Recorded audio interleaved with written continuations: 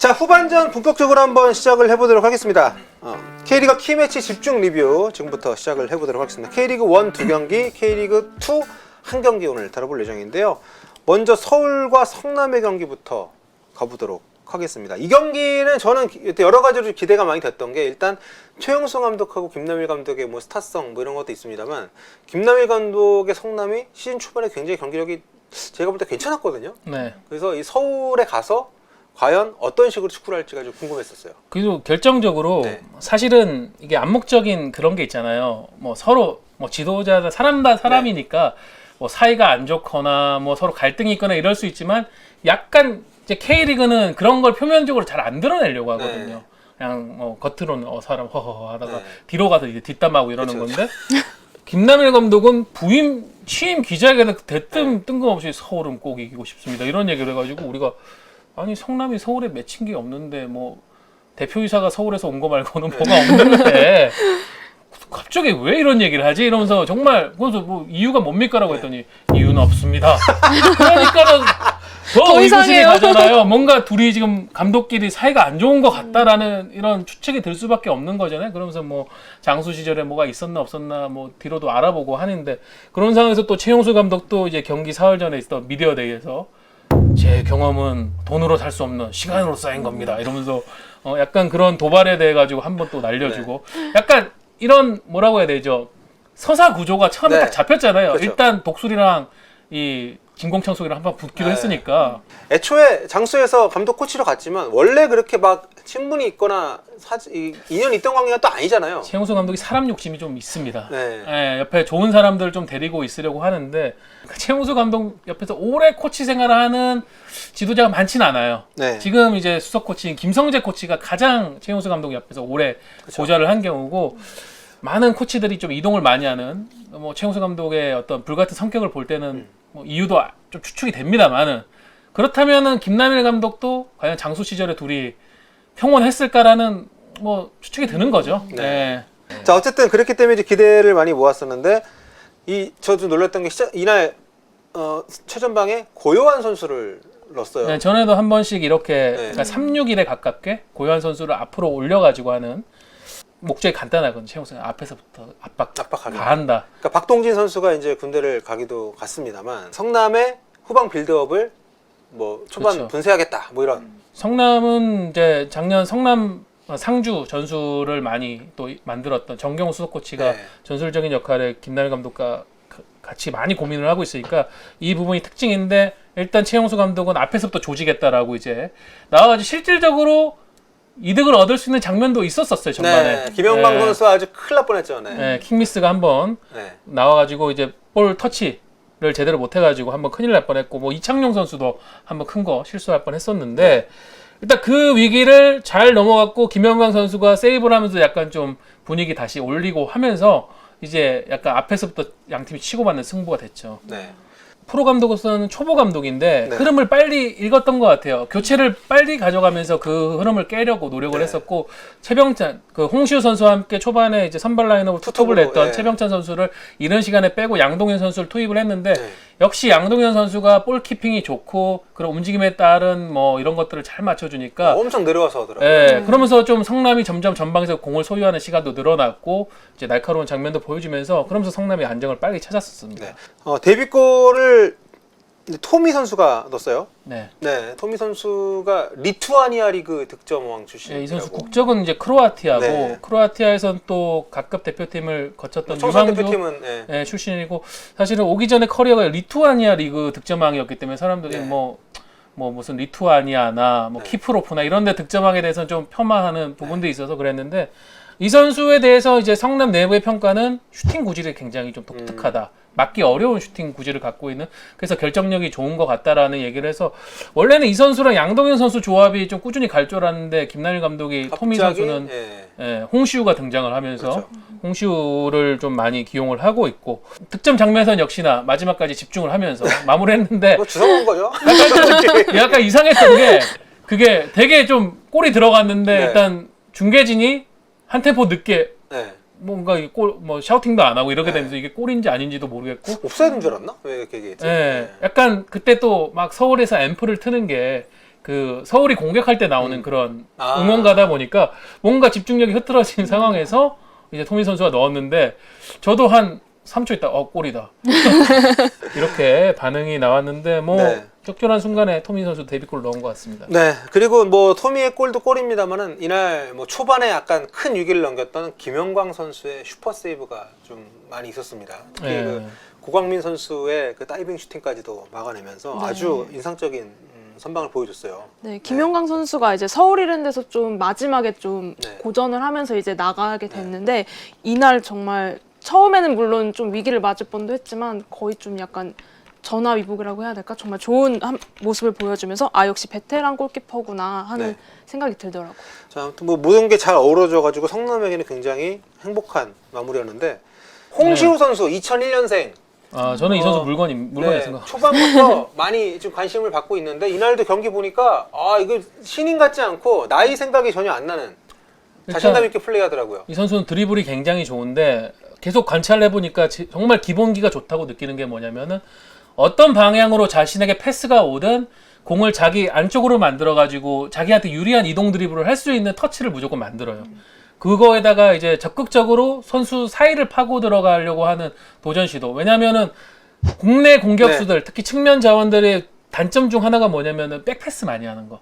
좀 뒤로 돌아보면서 경기하려고 하는 그런 건데 이 선수는 잡으면 일단 시동 걸기 시작하면 무조건 앞으로 전진하는데 이날도 전반에 후반에도 위협적인 장면들 공 갖고 움직여주는 플레이들이 많으니까 사람들이 더 환호하는 것 같습니다. 네, 또 뭐 양동현 선수랑 콤비도 괜찮은 것 같아서 앞으로 좀 주목을 해볼 필요가 있고 이제 서울 얘기 좀 마지막으로 정리를 하고 넘어가도록 하겠습니다. 서울이 골을 너무 지금 못 넣고 있는 상황인데 그나마 지금 박동진 선수도 이탈, 페시치도 사실상 이탈, 뭐 추가된 영입 없는 상황에서 공격수가 없진 않습니다. 근데 이 최용수 감독 님이 지금 그 아드리아노나 조용욱 선수를 거의 지금 안 써요. 막판에 잠깐 넣고 박주영 선수가 4경기 연속 풀타임이고 저는 일단 박주영 선수랑 고효현 선수를 네. 이제 계속 기용을 이제 박동진 선수가 나간 이후에 하고 있는데 아직 박주영 선수도 폼이 그렇게 올라온 것 같지는 않고 네. 고효현 선수도 많이 띄워주긴 하지만 이제 뭐 프리킥이라던가 한 네. 방이 있는 선수인데 아직 그런 한 방이 나오지 않아서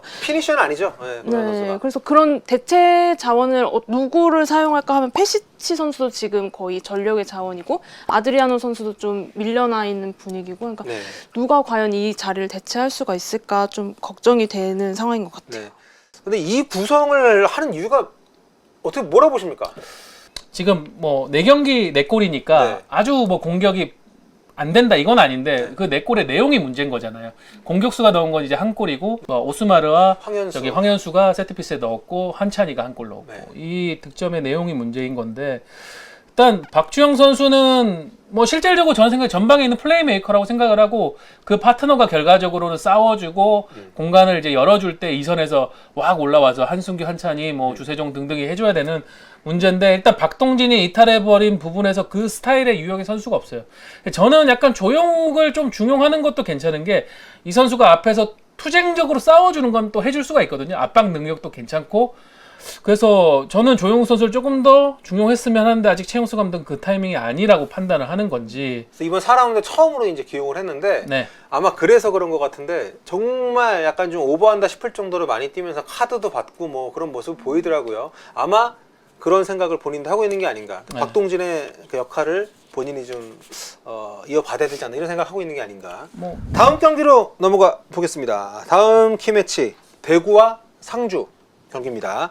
금요일 경기였는데요. 대구가 에이스 세징나의 재치 있는 선제골로 앞서갔지만 상주가 이제 동점골을 터뜨리면서 따라잡아서 결국 1대1 무승부로 마무리됐습니다. 네. 일단 그 세징야 선수가 회오리 감독보다 자기 골이 멋있다고. 네. 예, 근데 그또 역시나 또 이제 팬들은 네. 명칭 네. 이 장명하기 바빠가지고 네. 해오리 막창슛이라고 약간 정리가 됐거든요.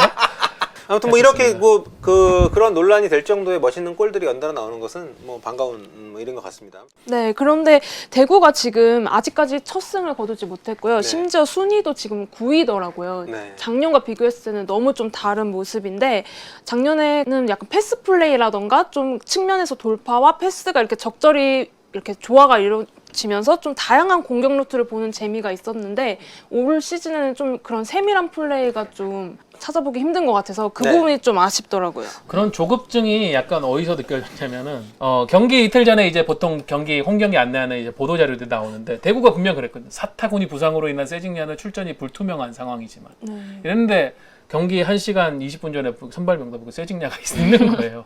그만큼 대구가 지금 좀 급하구나. 네, 이기고 약간 싶다. 이런 작전을 쓸 정도로 위장 작전을 쓸 정도로 그랬는데도 이날 경기 또 이기지를 못해가지고 안타깝네요. 네.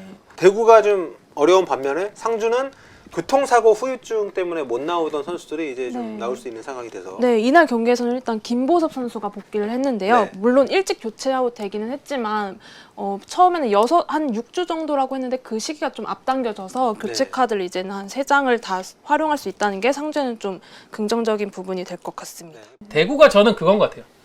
무관중 지금 경기에 최대 피해자가 된 것 같아요. 이게 대팍이 홈 분위기라는 게 아 그렇죠. 굉장히 강하게 작용하는 경기장 구조고 그런 좀 약간의 작년에 그 분위기를 이끌었는데 나름 이게 명소가 되고 있는 분위기였는데 또 이게 참 네. 아쉬워요. 예, 그렇게 무관중이 되고 하니까 그는 뭐 대구도 지금 BGM을 굉장히 넣고 있는데 이게 또 외주 회사가 하다 보니까 그날은 무슨 상황이 있었냐면은 그 김진약 선수라고 작년에 네, 이제 입대 전에 대구에서 맹활약 했는데 이 선수가 파울을 했는데도 인정사정 없이 그냥 대구 선수인데 네. 전 대구가 원석의 야유를 그냥 확 네. 보내고 이런 것 때문에 커뮤니티에서도 좀 약간 논란이 있었던 것 같습니다. 뭐 한간에 새 감독 부임설이 나오고 있는데 좀 구체적으로 나오는 건 없는 거죠? 커뮤니티에서만 이렇게 돌고 있는. 네. 그러니까 김대령 네. 전 기자라고 그분이 이런 소식을 굉장히 발빠르게 전달을 아시아 하는. 축구 쪽에 정보가 네, 많으시더라고요. 네. 그래서 이제 가마와 접촉한 K리그 팀이 있다라고 하니까는 뭐 가마하면 당연히 조광래 대표겠지라고 했고 저도 실질적으로 알기로는 2018년부터 대구는 가마를 플랜 A에 항상 두고 이 감독 선임을 좀 알아보고는 있어요. 근데 가마가 태국에 가서 굉장히 큰 성공을 거두면서 몸값이 상당히 많이 올랐고 좀 대구 같은 시민 구단이 감당을 할 수 없는 상황이다 보니까 대구가 가마를 안으려고 하면 타이밍 자체가 좀 뭐 가마가 태국에서 더 이상 이제 뭐 자리가 없다거나 좀 안 좋게 나오고 해서 몸값이 떨어질 때 이제 데려와야 되는데 네. 그 타이밍을 지금 잡지도 못하고 있고 일단 뭐 대구한테 그걸 물어보니까 자기들이 알기로는 가마는 올해까지 이미 계약이 돼 있는 상황이다. 우리로서는 뭐 지금 시즌 중에는 뭐 가마하고 어떻게 할 수 있는 건 없다. 라고 그렇게 얘기를 했습니다. 네, 아무튼 여러 가지로 좀 대구가 상황이 안 좋다 보니까 여러 얘기들이 좀 나오고 있는 것 같습니다. 자, 이번에는 K리그 2 경기 한번 가보도록 하겠습니다. 2002 월드컵의 두 영웅이 감독으로 만났습니다. 뭐 황선홍 감독과 이제 설기현 감독의 맞대결이었는데요. 일단 두 팀 모두 굉장히 많은 기대를 모았습니다. 설기현 감독의 경남이 후방 빌드업 과몰입? 뭐 약간 네, 좀 그런 고집을 하고 있죠. 앞선 경기에서 그 후방 빌드업 네. 하다가 큰 코 다쳤던. 사실은 3라운드 때도 그게 네. 문제가 발생해서 안양전 때도 이제 그게 실점이 나왔었고 결정적인 네. 실점이 그리고 수원전에서는 무려 뭐 3실점이 대부분 후방 빌드업에서의 실수 문제로 네.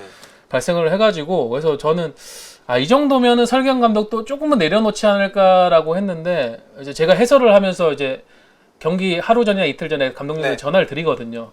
설경 감독은 저희 계속 할 건데요라고. 이게 어떤 철학이구나. 이게 근데 철학이 사실은 잘못되면 고집이 아집이 되는 거잖아요. 근데 설경 감독은 그런 얘기를 합니다. 당장 결과를 내 가지고 승격을 한다고 해도 우리만의 어떤 색깔이나 확실한 강점이 없다면 금방 다시 강등이 될 거다. 우리는 길게 보고 좀 큰 그림을 그려서 만들어 가야 되기 때문에 저는 이걸 극복하고 싶어요. 라고 그런 얘기를 했거든요. 그렇다면은 전 설경 감독이 이런 문제가 계속돼도 갈 것 같습니다. 네. 그리고 경남이 되게 고무적인 게 5득점 중에 4골이 모두 다 의도된 패스 플레이에서 만든 거였어요. 그러니까 설경 감독은 약간 지금 벤투 감독하고 비슷한 점이 있어요. 의도된 장면을 통해 가지고 우리가 결과를 내야 된다라고 하는 그거에 대한 강한 집착, 철학, 고집이 있는 사람이니까 저는 뭐 어쨌든 경남이 2018년에 상당한 돌풍 그리고 2019년에 믿어지지 않는 그 반대의 어떤 결과에 의해서 강등이 됐다고 하면은 팀을 다시 여기서 만들어야 되는데 뭐 설경 감독이 맡겼으니까 그런 철학이 확실한 감독 그리고 우리가 나오는 결과라는 게 그 철학 때문에 빚어지는 문제다라고 인식을 한다고 하면은 저는 그거는 이제 바꿔나가면 되는 문제라고 그렇죠. 생각을 하거든요. 그래서 이거는 좀 지켜보면 될 문제인 것 같습니다. 김성준 선수가 상대적으로 좀 기회를 못 얻고 있는 것에 대해서 네. 네. 제가 그 전지훈련 기간 때 김승준 선수랑 네. 인터뷰를 하고 왔었거든요. 근데 설계현 감독님께서 이제 회식 자리에서 선수단 회식 자리였는데 김승준 선수가 가장 먼저 도착을 했대요. 네. 그래서 아무도 없는 줄 알고 오늘 소고기가 아니네 막 이런 식으로 장난으로 김승준이? 얘기를 했대요. 그것 때문에 안 나오는 근데 거야? 갑자기 설계현 감독님이 승준아 그러면은 올해 10골 넣으면 내가 소고기 사줄게 이렇게 말씀을 하셨다고 하더라고요. 그래서 이거는 그래도 좀 소고기 사주기 싫어가지고 10골 넣을 기회를 안 주는 건가요? 좀 아직 근데 정확히는 그것 때문은 아니고요. 김승준 선수가 개막을 앞두고 부상을 입었어요. 네. 그러니까 1, 2라운드는 정상적으로 하지를 서하기 힘든 상황이고 이제 4라운드가 주중 경기다 보니까 설기현 감독이 약간 선발 라인업에 힘을 좀 빼면서 네. 부상에서 이제 돌아온 박기동 선수와 김승준 선수를 거의 풀타임에 가깝게 기용을 했거든요. 네. 근데 약간 설기현 감독도 그 부분은 판단 미스라고 본 게 두 선수가 경기 후에 좀 몸이 좋지 않다라고 해서 대전전 때도 많이 못 쓸 것 같다고 미리 얘기는 하더라고요. 네. 그런 상황 때문이지 제가 볼 때 김승준 선수는 의도적으로 배제하는 건 아닙니다. 룩은 의도적으로 배제하는 게 맞는 것 같아요. 소고기 피실 줄 알았는데. 이게 제 결론은 이거 좀 히트했다. 제 이거. 결론은 마무리 결론은 제 마무리 결론은 네. 기대를 충분히 하고 있는 선수지만 아까 말씀드렸듯이 이제 컨디션이 안 좋아서 네. 안 쓰시는 걸 거다 네. 이렇게 말하고 네. 싶었습니다. 자, 근데 대전이 지금 뭐랄까 하나은행에서 이제 인수를 하면서 떠들썩하게 뭐 출정식도 하고 좀 많은 기대를 모았고 성적도 나쁘지 않은데 기대치가 높은 건가요? 아니면 실제로 경기력이 좀 수준이 한가요? 일단 기대치가 높은 부분이 확실히 있고요. 네. 그리고 저는 일단 대전이 원했던 수준의 스쿼드 구성을 못하고 지금 시즌 시작했다고 얘기를 계속 하고 있거든요. 네. 왜냐면은 이게 다른 팀들은 11월, 늦어도 이제 12월 초에는 이제 스쿼드 재정비에 들어와가지고 사실상 1월 동계훈련 시작되기 전 초에 마무리를 짓는데 대전은 팀 출범이 1월 초가 되다 보니까 네. 그게 굉장히 타이밍이 늦어졌고 돈을 아무리 자본을 쓸 수가 돈을 쓸 수가 있어도 선수가 안 온다고 하면은 영입할 수가 없는 게 그렇죠. 이게 그건데 그런 상황이다 보니까는 이미 타이밍 늦어서 떠날 선수 다 떠났고 예를 들면 대표적으로 조규성 같은 선수입니다. 대전도 조규성을 영입하고 싶었지만 이미 그때는 전북이랑 사인이 다 거의 끝난 시점이다 보니까 어떻게 데리고 올 수가 없었었고 뭐 다른 일부 리그 선수들한테는 오퍼를 해도 선수들도 그닥 뭐 굳이 대전이 뭐 돈은 웬만큼 좋은 많다고 조건이 하는데 아니면 뭐 그런 상황이고 김동준 정도가 그나마 이제 김동준 마지막에 이용이 요 정도가 이제 움직여줬고 황선홍 감독이 추구하려는 축구에 지금 몇 가지의 문제를 일으키는 게 이제 양 사이드 풀백하고 중앙에서 풀어주는 플레이메이커가 지금 없이 거의 경기를 하고 있거든요. 그런 축구를 하다 보니까 좀 힘든 상황인데 여름에 그쪽 포지션에 대한 보강을 지금 준비하고 있어요. 자, 이렇게 해서 이제 키매치 집중 리뷰 저희가 세 경기 한번 정리를 해봤습니다.